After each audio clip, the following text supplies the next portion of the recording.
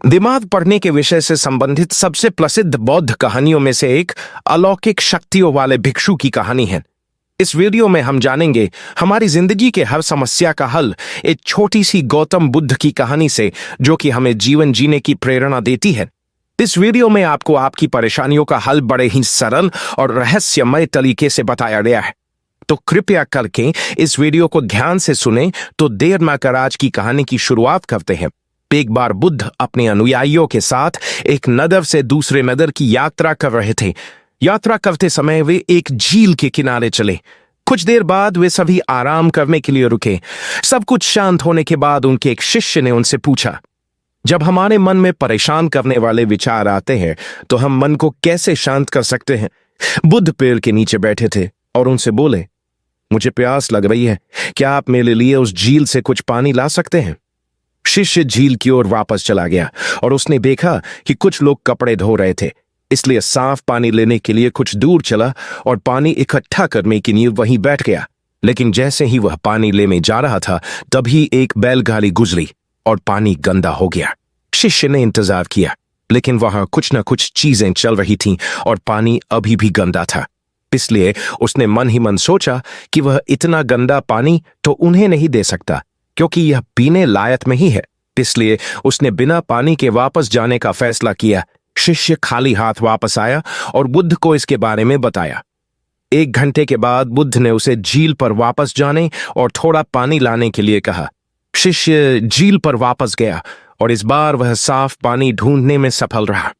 उसने बर्तन में पानी भरा और वापस बुद्ध के पास लाया। शिष्य ने गौतम बुद्ध को पानी दिया और कहा, पिछली बार जब मैं गया था तो पानी में बहुत कीचड़ था, लेकिन अब झील की सतह पर पानी साफ है। ये कैसे? गौतम बुद्ध ने उत्तर दिया, जब तुम पिछली बार गए थे तो कीचड़ अस्त व्यस्त था और वह सतह पर पानी के साथ मिल गया था और पानी पीने के लिए अयोग्य हो गया था। लेकिन जब आप 1 घंटे के बाद गए तो कीचड़ अपने आप बैठ गया और आपको साफ पानी मिला जो पीने के लिए उपयुक्त था।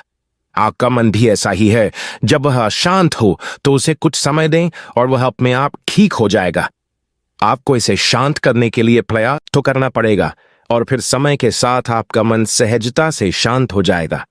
इस कहानी को अक्सर बुद्ध के जीवन से जोड़ा जाता है और यह दूसरों के विचारों और इरादों को समझने की उनकी क्षमता को दर्शाती है।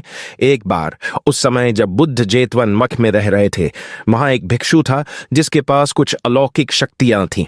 यह भिक्षु दूसरों के मन को पढ़ सकता था और उनके विचारों को पहचान सकता था। एक अन्य भिक्षु जिज्ञासावश और शायद संदेह की भावना से अलौकिक शक्तियों वाले भिक्षु के पास आया और कहा, मैंने सुना है कि आप दिमाग पढ़ सकते हैं, क्या आप अभी मेरा दिमाग पढ़ सकते हैं? अलौकिक शक्तियों वाले भिक्षु ने उत्तर दिया, निश्चित रूप से मैं ऐसा कर सकता हूं। जिज्ञासु भिक्षु ने तब एक यादृच्छिक वस्तु, एक कमल के फूल के बारे में सोचा और अपना ध्यान उस पर केंद्रित किया। उसने मान लिया कि अलौकिक शक्तियों वाला भिक्षु निश्चित रूप से उसके दिमाग को पढ़ेगा और उस वस्तु की पहचान करेगा जिसके बारे में वह सोच रहा था।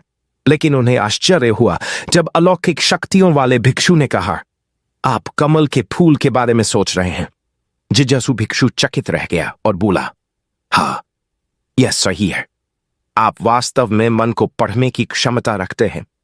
अलौकिक शक्तियों वाले भिक्षु ने मुस्कुराते हुए समझाया, ऐसा नहीं है कि मेरे पास सभी दिमागों को अंधाधुंध पढ़ने की शक्ति है, बल्कि मैंने दूसरों के इरादों और विचारों को तब समझने की क्षमता विकसित की है जब वे शुद्ध और केंद्रित होते हैं।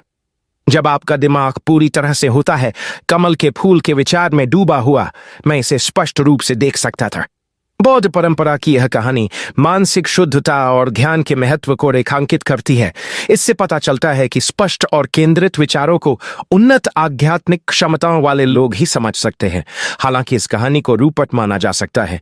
यह बौद्ध धर्म के अभ्यास में सचेतनता, एकाग्रता और आंतरिक गुणों के विकास के मूल्य को बताती है। चंचल मन को शांत करना बहुत जरूरी होता है, क्योंकि अशांत मन में कई सवाल होते हैं और यह इधर उधर भटक सकता है। गौतम बुद्ध मन को शांत करने के आयामों के बारे में बताते हैं। हम सभी जानते हैं कि व्यक्ति का मन बहुत चंचल होता है। यही कारण है कि मन अशांत रहता है।